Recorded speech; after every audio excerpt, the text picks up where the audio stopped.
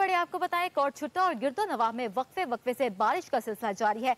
बारिश कहीं पर रहमत तो बाज इलाकों में जहमत बन गई। मजीद बताने के लिए हमारे साथ मौजूद है नुमाइंदा पब्लिक न्यूज तारक मसवानी।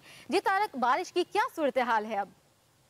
जी बिल्कुल ऐसा है। कोट छुट्टा और गिरदो नवाह में रात गए से वक्फे से बारिश का सिलसिला शुरू है। कहीं पर तेज़ बारिश तो कहीं पर हल्की बारिश ने कोट छुट्टा के मौसम को भी खुशगवार बना दिया है। बारिश के बहस गर्मी का जोर भी टूट चुका है। मैं आपको बताता चलूँ कि कोहे सुलेमान के पहाड़ी सिलसिला में भी इस वक्त बारिश का सिलसिला जारी है।